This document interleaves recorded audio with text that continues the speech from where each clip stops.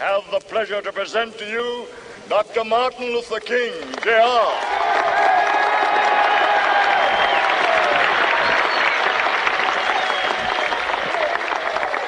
I am happy to join with you today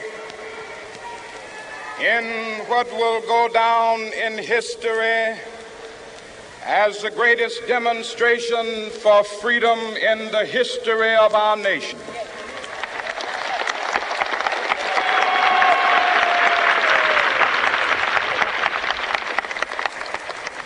Five score years ago, a great American in whose symbolic shadow we stand today signed the Emancipation Proclamation. This momentous decree came as a great beacon light of hope to millions of Negro slaves who had been seared in the flames of withering injustice. It came as a joyous daybreak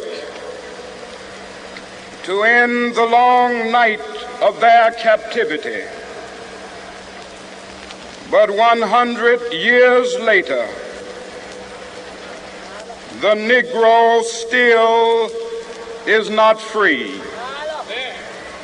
100 years later, the life of the Negro is still sadly crippled by the manacles of segregation and the chains of discrimination. 100 years later, the Negro lives on a lonely island of poverty. I have a dream that one day this nation will rise up and live out the true meaning of its creed. We hold these truths to be self-evident, that all men are created equal.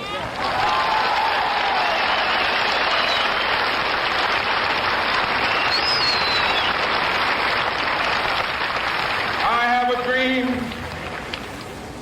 that one day on the red hills of Georgia, the sons of former slaves and the sons of former slave owners will they be able to sit down together at the table of brotherhood.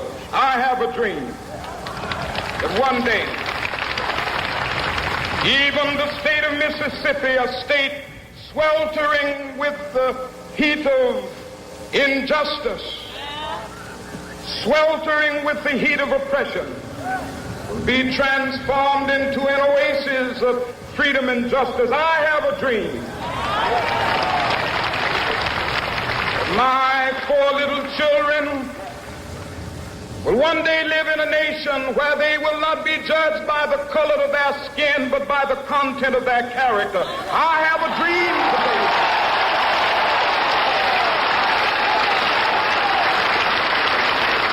I have a dream that one day, down in Alabama, with its vicious racists, with its governor having his lips dripping with the words of interposition and nullification. One day right there in Alabama, little black boys and black girls will be able to join hands with little white boys and white girls as sisters and brothers. I have a dream today.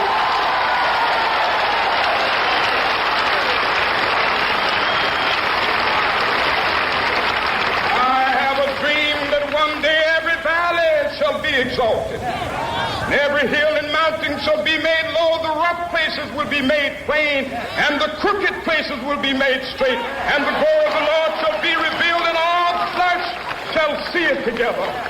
This is our hope. This is the faith that I go back to the South with. With this faith, we will be able to hew out of the mountain of despair a stone of hope.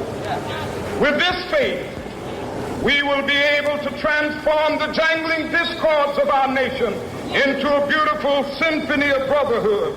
With this faith, we will be able to work together, to pray together, to struggle together, to go to jail together, to stand up for freedom together, knowing that we will be free one day.